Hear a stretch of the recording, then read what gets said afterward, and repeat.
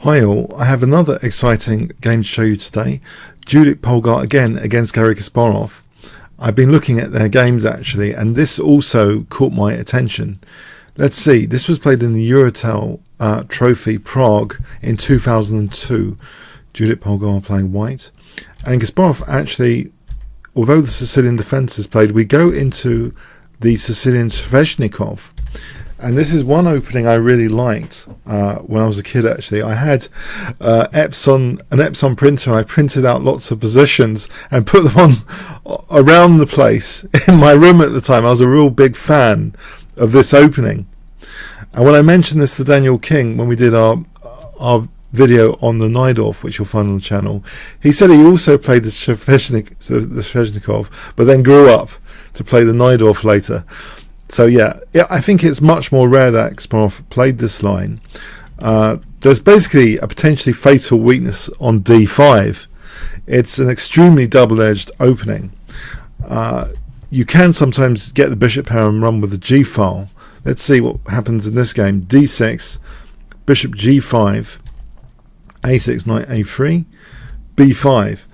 I mean, I've always been fascinated. This is like the main line. There's two main branches here, either knight d5 or bishop takes f6. In this game we see bishop takes f6, g takes, and this gives black potentially a bit of fun on this g file, which is one of the things I really loved about this opening. And I had some very exciting games in it, with sometimes winning with this g file and the bishop pair that you get. So it's real dramatic imbalances from the opening if you play this system. Knight d5, bishop g7, c3. The knight's going to hop back towards the center, and also by unblocking the pawn a4 to try and damage further black's little island of pawns here as well. Black in the meantime is trying to undermine the center and fight for the center as hard as possible. We see bishop d3. Now usually bishop e6 is played here. This is the main move. For example, queen h5. This is pretty known territory, but here we see this other move which has been played a bit as well, knight e7. Still in common to both of them is the fight for that central square to put pressure on the center. Knight takes, queen takes, both sides castle. We see knight c2. Usually it's a bad idea to do this because of things like d5 later, and it would like lose some central control. We see now black, Kasparov releasing that tension anyway, f4 in a way, but opening up the bishop of course. a4, trying to weaken black's queen side. That's taken, so volunteering quite a bad target it seems, this a6 target. Queen g5 with the immediate idea of bishop h3. This is elegantly parried with f3. If now bishop h3, there's moves like queen e2 to defend g2 now. We have bishop f6, which makes way actually for this g file. So a bit of fun on the g file, one would think. Bishop c4. The thing is, there are weak pawns, and there's also this very bad d5 square for white to play with. It's all kind of ignored though. King h8. The thing is, in this position, it is a bit risky to take this d6 pawn. White actually doesn't. White plays rook f2 in sort of prophylaxis, protecting g2 in advance. If white takes this, this is going to be okay for black. Bishop e7, and that you can see that bishop's got some play here.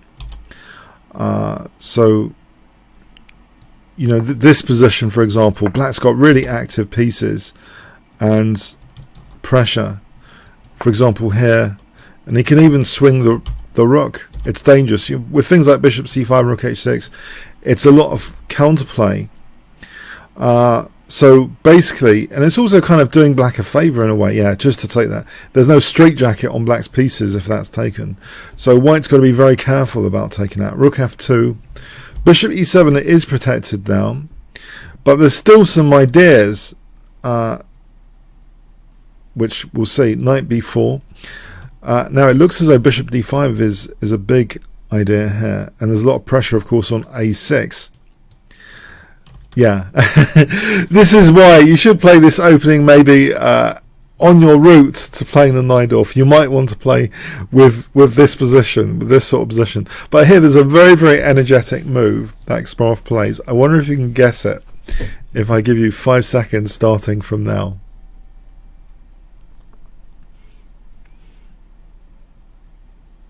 Okay, d5, yeah, get rid of this d pawn, open up the bishop to go on this critical diagonal. But you might think after bishop takes d5, hold on, isn't there a snag here? The rook's kind of attacked. Guess what Kasparov plays in this position?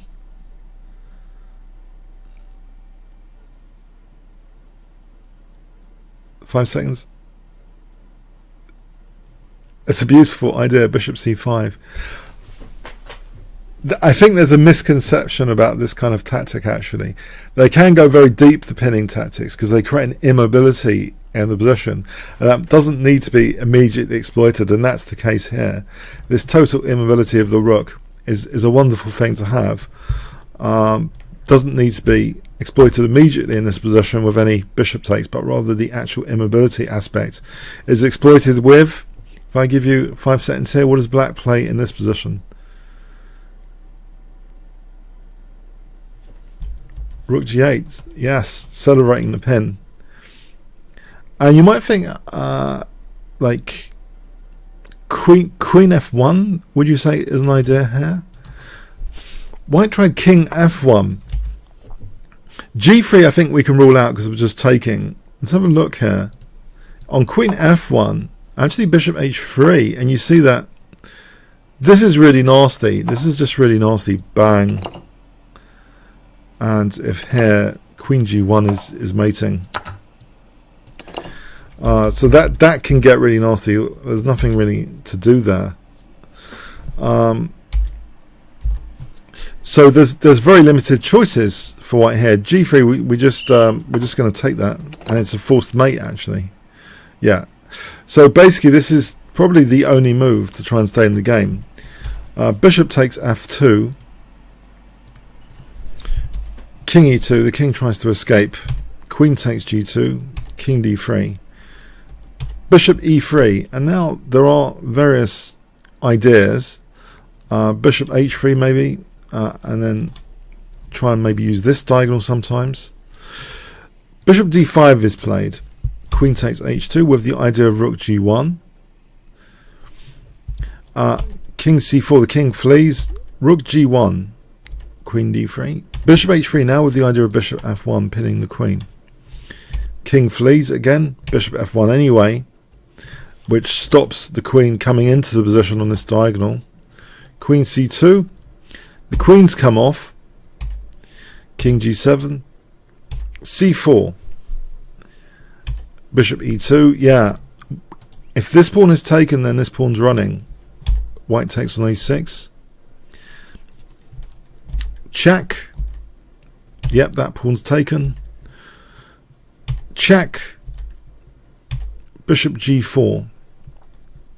Yeah, white can't take on e5 because of bishop d4 check. It seems that bishop is protecting the rook on d1. So yeah, taking bishop d4. So interesting. So just the pawn is ready to roll basically. We see though this unfortunately